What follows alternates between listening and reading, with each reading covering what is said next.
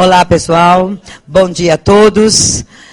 Meu nome, para quem não me conhece, meu nome é Joana Dark, sou professora de processo penal. Vamos fazer aqui uma revisão, né? E tentar aí dar as 10 questões para vocês, né? Para a prova de domingo, né? Vamos lá? Então, primeira coisa, vamos relembrar, porque inquérito é um tema que nós temos que relembrar, mesmo não tem jeito, né? Sempre caiu na última prova, como eu disse, caiu, né? Então, só relembrando ali as principais características do inquérito, que vocês não podem esquecer. Ele é sigiloso, não é isso? Cuidado para não ver a prática, aí você não vai achar que não é, né? Ele é sigiloso, ele é escrito, fácil demais. Quando se fala do sigiloso, cuidado com a súmula vinculante 14, que pode cair, súmula vinculante 14, ele é inquisitivo, ele é discricionário, né? Inquisitivo e discricionário, lembra? E uma característica que eu não posso esquecer é dele ser o quê? Indisponível. Lembra que ele é indisponível porque a autoridade não pode arquivar. Quem pode arquivar? Somente o juiz. Pode ser de ofício? Não pode. Tem que ser mediante o quê? Requerimento. Requerimento de quem?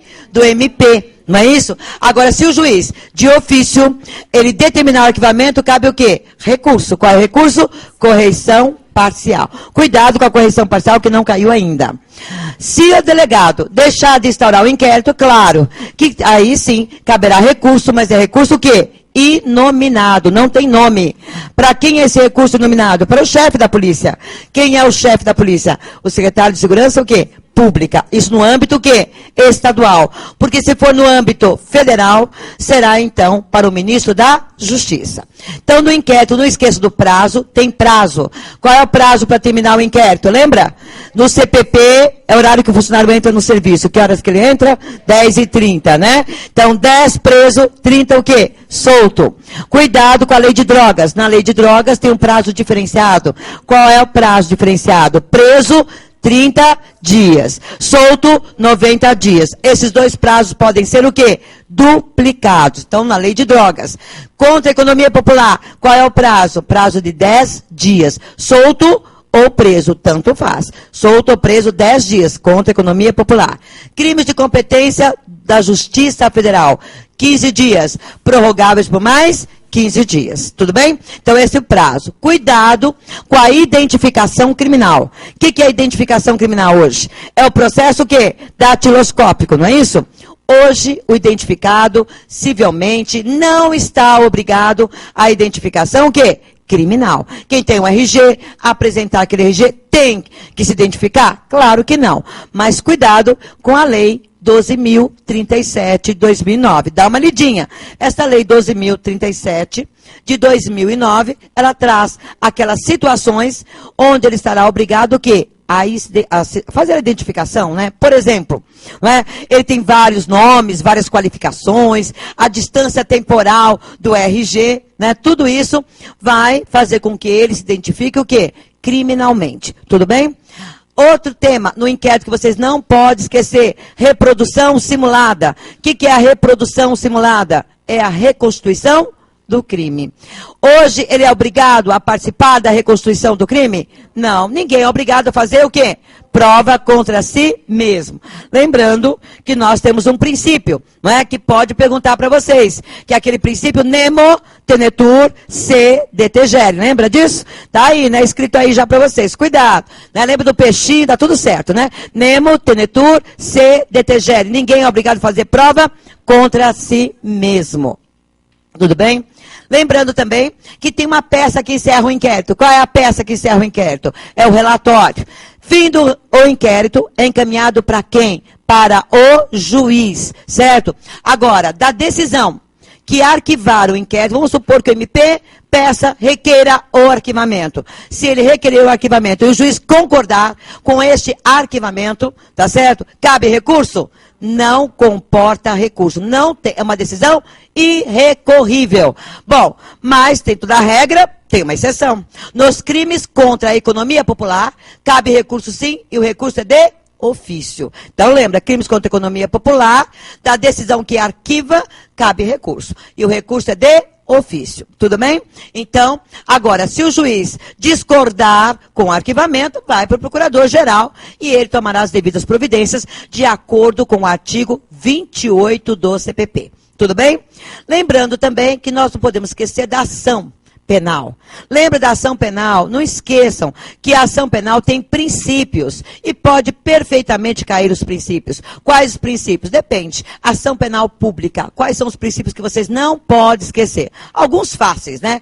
Princípio da ação penal pública. Por exemplo, princípio da indisponibilidade. Aí é fácil. O MP pode desistir da ação penal? Não pode. Nem da ação, nem do recurso que haja interposto. Então, ela não pode desistir da indisponibilidade. Outro princípio, da intranscendência. Ó, nunca caiu esse princípio, hein? Da intranscendência. Lembra? Que é uma coisa que intranscende, que não vai o quê? Além, que não ultrapassa. Então, neste caso, será que a ação penal pode ultrapassar a pessoa que praticou a ação? Não. Se ele praticou o crime, por ele vai responder.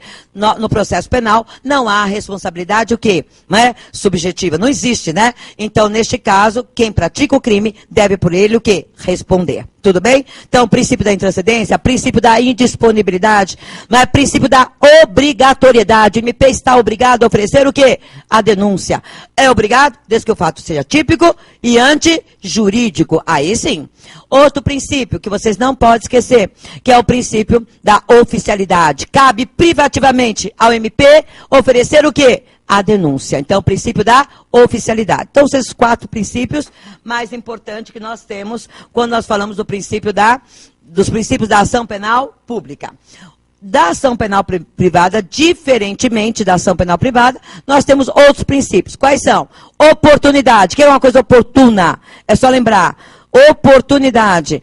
Ele propõe ação se ele quiser. Ó, propor. Oportunidade. Propõe de acordo com a sua conveniência, se ele quiser. Princípio da disponibilidade. Ele já propôs, pode existir? Pode. Então, é o princípio da disponibilidade. Princípio da indivisibilidade. A ação deve ser proposta contra todos o quê? Os ofensores. Não pode escolher. O Estado deu direito de propor. O Estado não deu direito de escolher. Então, é o princípio da indivisibilidade. E claro que é o princípio da intranscendência. Lembrando que quando eu falo de ação penal, eu não posso esquecer que a ação pode ser pública e a ação pode ser o quê? Privada. A ação penal pública tem a representação. Não é isso? A ação penal pública condicionada. O que eu não posso esquecer? O que é representação? É ação? É petição inicial? Não. Representação é uma manifestação de quê? De vontade. Tem prazo para isso? Tem. Qual é o prazo? 6 meses. Prazo este o quê? Decadencial. Contados da onde? Cuidado, hein? Autoria, não é do fato. Então, é 6 meses, contados da autoria. Prazo este, decadencial. Pode se retratar? Pode oferecer representação e após a vítima se retratar? Pode. Até que momento? Até o oferecimento da denúncia. Depois de oferecida, pode se retratar? Não pode mais, tá certo? Então, é até o oferecimento. Então, vocês não podem... Quem é legitimado para representar? Ora, o ofendido, o CAD, o procurador, não é isso? O curador, as empresas jurídicas são legitimadas para representar. Tudo bem? Lembrando também que tem ação penal privada. Na ação penal privada, cuidado, qual é o prazo para oferecer a queixa? 6 meses. Lembra? Representação, queixa-crime. Prazo iguais. Prazo de 6 meses contados da onde? Da autoria. É da autoria. Tudo bem? 6 meses. Bom, o que eu tenho que lembrar? Tem alguma exceção? Tem sim. Nos crimes contra a propriedade, o quê? Imaterial. Nos crimes contra a propriedade material, tem um prazo diferenciado. Qual é o prazo? 30 dias. Contados da homologação do laudo pericial. Então, crimes contra a propriedade imaterial. Prazo é diferenciado. Prazo de 30 dias. Não esqueçam. Resto, lembra? Prazo da queixa-crime, 6 meses. A única exceção, crimes contra a economia, o quê? Popular. Crimes contra a propriedade imaterial. Perdão. Outra coisa que vocês não podem esquecer. Ação penal privada subsidiária da pública. Cuidado. Quando eu falo ação penal privada subsidiária da pública, o que eu não posso esquecer? Ora, ela só é possível, lembra, quando houver o quê? A palavrinha mágica. Quando houver o quê? Inércia. De quem? Do MP. Em oferecer o quê? A denúncia. No prazo o quê? Legal. Qual é o prazo legal? 5 dias preso. 15 dias, solto. Há uma inércia? Pode a vítima oferecer a queixa subsidiária? Pode. Qual é o prazo? 6 meses. Contados da onde? Ora, não é autoria. Cuidado. Na queixa subsidiária, o prazo de 6 meses é contado quando terminar o prazo de quem? Do MP. Tá? Terminou o prazo do MP de oferecer a denúncia, começa a contar o prazo da queixa, o quê? Subsidiária. Então, 6 meses contados a partir do momento que esgotar o prazo para o MP oferecer o quê? A denúncia. O que o MP pode fazer quando particular? Essa é a pergunta que pode cair. O que o MP pode fazer quando o particular ingressa com a queixa? Ele pode aditar, não esqueçam, ele pode aditar, ele pode repudiar a queixa, não é isso? Ele pode retomar a ação penal. Tudo isso que eu estou falando está no artigo 29. Então pode aditar, ele pode repudiar, pode retomar a ação como parte, o quê? Principal. Tudo bem? Então essa ação penal privada subsidiária, ok? Quando houver o quê? Inércia do MP. Vimos também que tem a citação. Cuidado com citação. Temos a citação, todos sabem aqui da novidade, que é a citação por hora o quê? Certa. Essa é a grande novidade, que é a chamada citação o quê? Ficta, não é? Quando que cabe a citação por hora certa? Quando ele estiver o quê? Se ocultando, né? Ele está se ocultando. E o oficial vai o quê? Certificar. Cuidado. A citação por hora certa é de acordo com o CPC. Não vai achar que está errado, hein? Está certíssimo. Citação por hora certa é cabível de acordo e estabelecido no Código de Processo que civil. Se tivesse escrito isso, está certíssimo. Não é de acordo com o CPP, que é a regra do artigo 362. 362. Temos também a citação por edital. Cuidado. Hoje o réu citado por edital, o que acontece quando é citado por edital? Tem 2 consequências básicas que vocês não podem esquecer. Citado por edital, ele não comparece, não constitui defensor, o que acontece? O processo fica o quê? Suspenso. Só o processo? Não, o processo e o curso da prescrição. Então, suspende o processo e o curso da prescrição. Suspende, hein? Não interrompe, suspende, tá? Então, isso quando ele é citado por edital, não comparece e nem constitui o quê? Defensor. Agora, se ele constituir, o processo terá prosseguimento? Terá normalmente, tá certo? Porque ele constituiu o defensor e não compareceu. Então, o processo terá o quê? Prosseguimento normal. É a regra do artigo 366, não esqueçam, tá certo? Cuidado com a citação por edital. Agora, as demais citações são fáceis, todos aqui sabem. São as citações pessoais, que é a citação por mandado, por oficial de justiça, que é a citação por rogatória, quando ele reside em outro quê? País ou em legações estrangeiras. Então, país e legações estrangeiras. Aí vai ser por carta o quê? Rogatória. Se ele residir em qualquer lugar do território brasileiro, será por carta o quê? Precatória, tá certo? Qualquer lugar do país, tá certo? Dentro do nosso território, mas diverso do juiz o quê? Processante, então é por carta o quê? Precatória. Não temos citação por correio, não esqueçam, não existe citação por correio. No GCRIM não tem citação por edital, no GCRIM não tem citação por edital, tá certo? Então coloca aí para não esquecer. GCRIM, se for necessária a citação dele nos juizados especiais criminais, não é? Por edital, vai para o rito o quê? Sumário. Não fica no GCRIM, ok? Então vai para o rito sumário, que é a regra do artigo 538 do CPP. Outra coisa, feita a citação, dá início o quê? Vamos dar início ao processo. O que nós não podemos esquecer? A regra do procedimento o quê? Ordinário. Quem sabe o procedimento ordinário sabe responder as questões de processo penal. Como é que inicia o procedimento ordinário? Com oferecimento do quê? Da denúncia ou da queixa oferecida. Qual é o ato seguinte? Vamos relembrar? Vai para o juiz. Ele pode rejeitar? Pode ou não pode? Haverá rejeição liminar. Cuidado com as causas que levam à rejeição, que estão no artigo 395. Né? Pode rejeitar? Pode, quando foi inépita, faltar as condições, os pressupostos. O juiz vai o quê? Rejeitar. Se não rejeitar, vai receber. Recebeu a denúncia ou a queixa, vai mandar o quê? Citar. Citar para quê? Com a grande novidade, para a resposta à acusação. Tem prazo para a resposta à acusação? Qual é o prazo? 10 dias. 10 dias. Prazo para a resposta à acusação? 10 dias. Aí fez a resposta à acusação, Não é isso? É um momento para quê? Para arguir tudo, né? Toda matéria de fato, toda matéria de direito. E a rolar o quê? Testemunhas. Quantas testemunhas? Até no máximo 8. 8. No rito ordinário, 8. Ok? Então, nós temos aí, temos que lembrar. Então, voltando. Recebeu a denúncia, mandou citar. Citar para quê? Para resposta à acusação. Qual é o prazo? 10 dias. É o momento para rolar o quê? As testemunhas e arguir toda a matéria de fato e toda a matéria de direito. Vai para o MP, apesar do silêncio da lei. O MP manifesta? Manifesta. Após a manifestação do MP, vai para o juiz. Para absolvição, o quê? Sumária. Pode absolver? Pode. Com base no artigo 397 do CPP. Então, as causas estão lá. Excludente licitude, excludente culpabilidade, o fato narrado não constitui crime, não é isso? Então, é uma causa extintiva da punibilidade. Se não absolver, aí vai para o ato seguinte, que é designar o quê? Audiência. Qual é o prazo para designar a audiência? Vocês não podem esquecer. 60 dias. Designou. Vamos para a audiência? Na audiência una, tem uma ordem que vocês não podem esquecer. Qual é a primeira pessoa a ser ouvida? A vítima. Já esqueceram, hein? Opa! Vítima. Depois, testemunhas de acusação. Depois, de defesa. Após, peritos. Após os peritos, vem o quê? Muito bem. Então, a perícia, acareações. Acareações. Depois, reconhecimento de quem?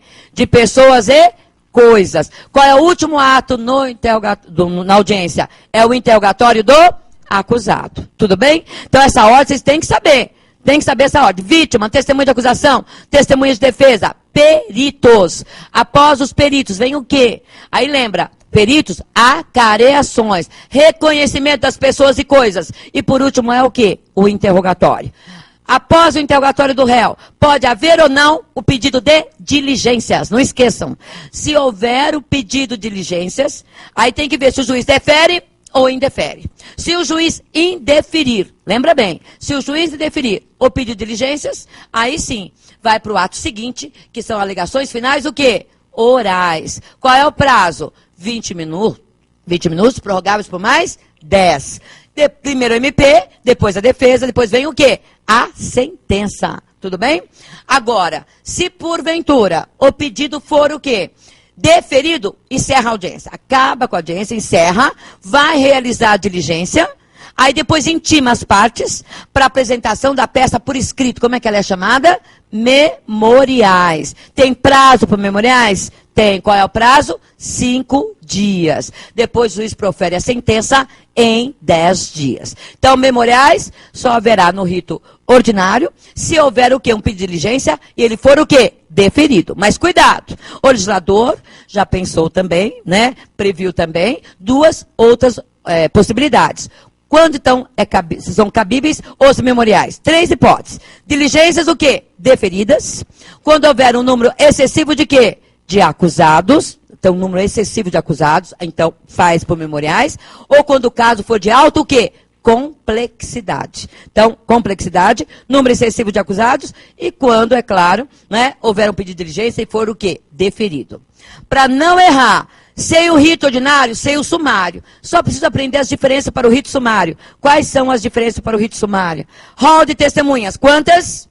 Então, no máximo, 5. Então, rito sumário, rito ordinário, 8. Rito sumário, 5. Prazo para designar audiência. Rito ordinário, 60. Rito sumário, 30. No rito ordinário, tem a possibilidade de quê? De diligências e de memoriais. No rito sumário, não tem nem a possibilidade, previsão de diligências, nem de memoriais. A outra diferença está na escolha do rito. Como é que eu escolho o rito ordinário e o rito sumário? Na pena. Se a pena for igual ou superior a 4 anos, que rito que é? Ordinário. Igual ou superior a 4 anos. O rito é ordinário. Agora, se a pena é inferior a 4 e superior a 2, é rito o quê? Sumário, tá certo? Agora, até 2 anos, que rito que é? Sumaríssimo. Sumaríssimo é o G-CRIM, não é isso? Para todos os crimes de menor potencial, o quê? Ofensivo. Cuidado, os crimes e as contravenções, cumulados ou não com pena de multa, hein? Não importa se tem multa ou não. Então, é para os crimes cuja pena não seja superior a 2 e para as contravenções também, tá certo? Cumulados ou não com pena de multa. Tribunal do Júri. Lembra que ele é um tribunal que é bifásico, tem duas fases distintas, totalmente distintas. A primeira fase, qual é o prazo para terminar a primeira fase? 90 dias. 90 dias, tem que encerrar a primeira fase do Tribunal do Júri. Lembre-se que essa primeira fase do júri, nós temos uma decisão, aliás, várias decisões, que o juiz vai tomar uma só, que é o PIDA. Lembra do PIDA que eu falei? O que é o PIDA? Lembra? P de pronúncia, I de quê? De impronúncia. D de desclassificação. A de absolvição, que? Sumária. Lembra? É o PIDA. Pronúncia, impronúncia. Não é isso? Desclassifica o crime ou absolve o quê? Sumariamente. O que eles podem perguntar para vocês? Qual é o recurso cabível dessas decisões? É só lembrar. Não é PIDA? Duas com consoantes, duas com vogais. As duas decisões com consoantes, que é a pronúncia e a desclassificação, o recurso só pode ser em vogal, que é o rese, recurso em sentido estrito, rese. As duas decisões com vogais, impronúncia e absolvição, só pode ser em vogal, o recurso é apelação, tá certo? É a novidade, então, impronúncia e absolvição, apelação. Desclassificação e pronúncia é rese, tá certo? Cuidado, que essa primeira fase é chamada de judicium accusationis, não é isso? Que é o sumário da culpa. É a decisão que o juiz vai tomar, se remete ou não ele para o tribunal do quê? Do júri, não é isso? Então, essa primeira fase é igualzinho o rito ordinário. A única diferença está na audiência. Qual é o prazo para designar a audiência da primeira fase do júri? Vamos relembrar? Ordinário, 60. Sumário, 30. No júri, primeira fase, 10 dias. 10 dias para designar a audiência. Porque o rol de testemunha é igual ao rito ordinário. Quantas? 8. Primeira fase do júri, 8 testemunhas. Tudo bem? Pronunciado o réu, dá início o quê? A segunda fase do Tribunal do Júri. O que vocês não podem esquecer, que não caiu ainda na segunda fase do Tribunal do Júri. Não caiu. Primeira coisa, hein? Não esqueçam. Rol de testemunhas. Quantas? 5. Na segunda fase são 5. Na primeira são 8. Mas na segunda são 5 testemunhas. Não esqueça de dar uma lidinha no desaforamento. O que é desaforar? É mudar, né, da competência de uma comarca para outra. As hipóteses que vocês têm que dar uma lidinha, que não caiu ainda, estão previstas aonde? No artigo 427 e 428 do CPP. E aproveita e dá uma lidinha na súmula aí. A súmula súmula 712 do STF. Súmula 712 do STF. Que fala justamente sobre o desaforamento. Dá uma lidinha. Outra coisa, não esqueça que na segunda fase do júri tem a fase dos debates orais. Qual é o prazo para os debates orais? 1h30. 1h30. Réplica e tréplica, 1 hora, tranquilo. Se houver mais de um réu, tudo bem.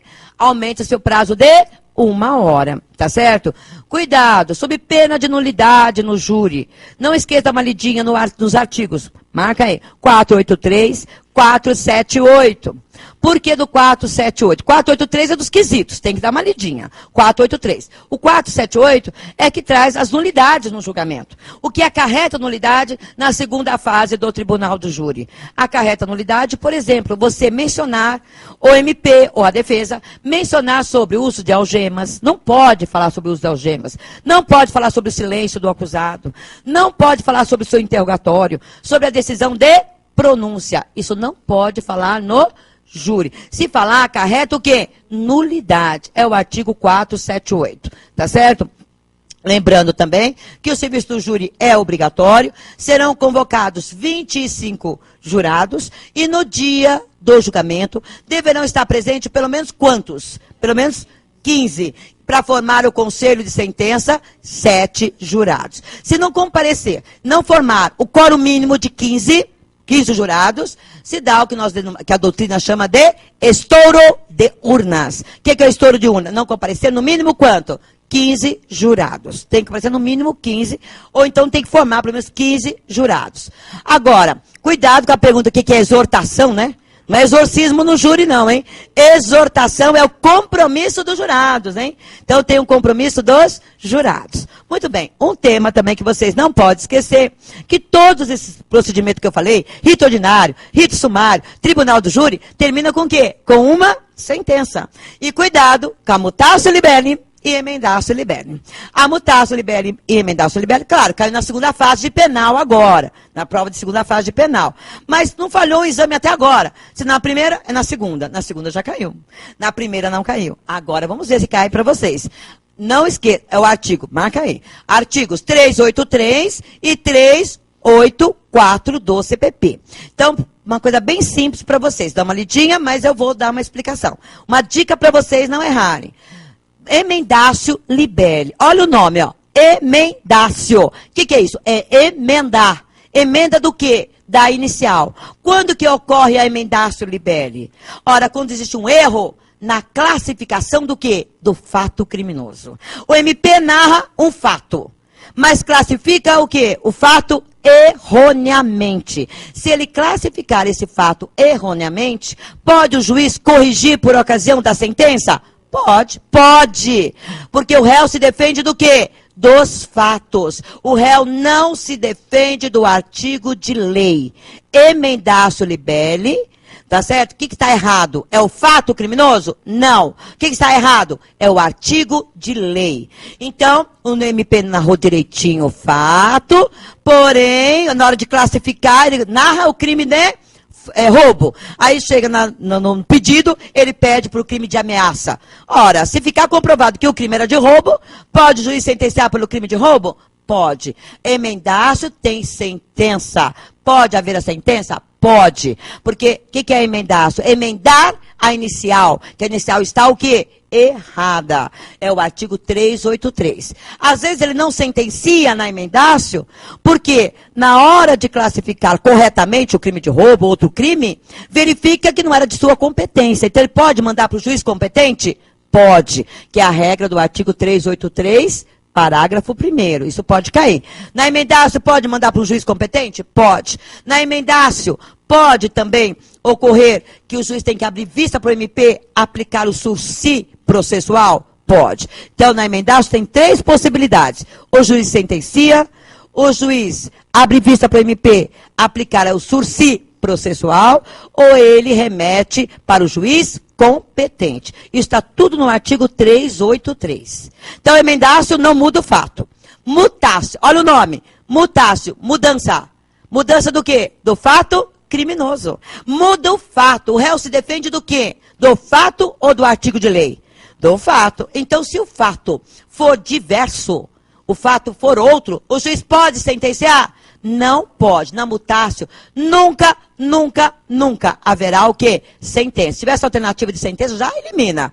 Na mutatio, não há sentença. Na mutatio, surgiu o quê? Durante a instrução criminal, surgiu o quê? Um fato que não estava contido aonde? Na inicial. Então, o que deve fazer, então? O juiz. Ora, o juiz deve abrir vista para quem? Para o MP. O MP vai ter o quê? Aditar a inicial. Deve aditar a inicial, tá certo? Aí o MP adita, olha só, pode perguntar qual é o prazo, pode perguntar quantas testemunhas, né? Então, ele pode arrolar 3 testemunhas, o MP. Então, ele adita, arrola 3 testemunhas, abre vista para a defesa também vai arrolar o quê? Testemunhas, tá certo? Marca nova audiência, aí o réu é novamente o quê? Interrogado, tem que ser interrogado novamente. Então, novo interrogatório, oitiva das testemunhas. Então, tudo isso que eu estou falando está lá previsto no artigo 384. Tá? Mutatio está no 384. Mas só para vocês lembrar, bateu o olho na questão, viu lá, está escrito, Pedrinho foi denunciado por crime X. Durante a instrução, surgiu um fato não contido na denúncia, já sabe que é o quê? Mutatio. Se é mutatio, ele não pode o quê? Sentenciar. Tudo bem? Então, ele pode remeter para outro juiz competente, ele pode abrir vista para o MP para ditar, pode abrir vista para o MP aplicar o quê? O sursi processual. Mas ele não pode sentenciar. Então, qual é a pergunta que pode cair para vocês também? Eu não falei que o réu se defende do quê? Dos fatos, e não do artigo de lei. Como é que é chamado isso? Princípio, olha o nome do princípio. Consubstanciação. Escreva aí. Princípio da consubstanciação. Só tem nome feio. Mas é fácil, não é? O réu se defende do quê? Dos fatos e não do artigo de lei. E também não deve esquecer que o juiz também tem outro princípio, que é o princípio da correlação. Escreve aí. Princípio da correlação. O que é o princípio da correlação? O juiz, quando vai sentenciar, ele não tem que verificar? O fato provado é X. E o fato contido na denúncia é outro. Então, ele não pode sentenciar porque é mutácio. Não é isso? Então, ele tem que fazer a correlação entre o fato contido na sentença, que ele vai sentenciar, e o fato da inicial. Então, tem dois princípios. Correlação é do juiz. Consubstanciação é dos fatos. O réu se defende do quê? Dos fatos. Então, cuidado que pode cair. Dá uma lidinha no artigo 383 e 384 do CPP. Outro tema, que é a reformácio impejus. Reformácio impejus. O que é a reformácio impejus? Olha o nome. Reforma para pior. Escreva aí. Reformácio. A gente fala cio, né? Mas escreve tio, né? Reformatio impejus. Reforma para pior. Só uma coisinha para vocês não esquecerem. Isso é simples demais. Para ocorrer a reformácio impejus, tem que ter uma coisa. É um requisito basilar. Recurso exclusivo de quem? Da defesa. Põe aí. Para ter reformácio, quem apelou? Somente a defesa. Se não tiver recurso exclusivo da defesa, esquece reformácio. Não é reformácio. Então, se houver recurso exclusivo da defesa, pode o tribunal agravar a pena? Não pode agravar a pena. Não pode. Ninguém apela para ter a pena o quê? Majorada. É a regra do artigo 617. Regra do artigo 617. Tá certo? Então o tribunal pode agravar a pena? Não pode agravar a pena. Se houver recurso exclusivo de quem? Da defesa. Mas se o MP e a defesa apelar, pode o tribunal agravar? Pode. Agora, cuidado. Reformácio impejus indireta agora. Escreve. Reformácio impejus indireta. Indireta. Por que ela é indireta? Agora o réu apelou. Exclusivamente, recurso exclusivo é de quem? Da defesa. Para ter reformácio, tem que ter recurso o quê? Exclusivo da defesa. Então, só a defesa recorreu. E pediu para o tribunal anular. Tá certo? O tribunal anulou o processo. Volta para a primeira instância. O juiz de primeira instância pode majorar a pena? Pode majorar a pena? Não pode. A sentença que foi anulada já ficou o quê? Já fixada para a nova sentença. Então, se o tribunal anular o recurso, tá certo? Se anular por meio de recurso a sentença, a nova sentença não pode ser superior a que foi o quê? Anulada. Por isso que era chamada reformácio impejus indireta. Entenderam bem? Entenderam todos direitinho? Então, tem a reformácio impejus, que é do tribunal. A indireta é quando o tribunal o quê? Anula o processo, volta para a primeira instância. Ao voltar para a primeira instância, o juiz de primeiro grau não pode agravar a pena. Já está fixada na pena que foi o quê? Anulada. Ok? Então, agora só para lembrar vocês que é um meio privativo que ele gosta muito, né, de perguntar, que é a revisão criminal. Só marca aí, a revisão criminal é um meio privativo da defesa. Tá certo? Só a defesa pode? Só a defesa. Não tem prazo. Revisão criminal. Não tem prazo. Tá? É privativo da defesa. Não tem prazo. Certo? E quais são os requisitos para a revisão criminal? Tem que haver o quê? O trânsito em julgado da sentença condenatória. Trânsito em julgado da sentença condenatória. E, dá uma lidinha. Um dos requisitos do artigo 621. E um dos requisitos do artigo 621. Certo? Então, lembre-se, não tem prazo. O próprio réu pode requerer? O próprio réu pode requerer. Tá? É meio privativo. E para colocar aqui, só para a gente terminar, coloca embargos infringentes. Embargos infringentes agora. Coloca embargos infringentes. Recurso privativo da defesa. Não confundir revisão com os embargos. Revisão é meio privativo. Embargos infringentes ou de nulidade é recurso privativo da defesa. Ok? Então, aqui, hoje eu escolhi para vocês o que eu achei que era mais importante destacar. Claro que em matéria de processo penal tudo é importante, né? Mas eu destaquei aqui, nesse pequeno momento, aí, os 40 minutos, né? Quero desejar para vocês uma excelente prova, porque eu não desejo boa sorte para ninguém. Boa sorte para quem não estuda. Vocês estudaram, vão super bem, a prova tá fácil. Eu vi, tranquila, pode. Tranquila, pode ir lá fazer, vai ser baba. E aguardo vocês aqui na segunda fase, tanto os alunos do satelitário, nós começaremos o curso em janeiro, então dia 7 de janeiro, então aguardo todos vocês aqui, tá certo? Para a segunda fase. Para os alunos que não vão fazer penal, não tem problema, tributário, civil, empresarial, todos os alunos, nós estaremos aqui firmes em janeiro iniciando o curso, ok? Então aguardo vocês. Tchau, gente.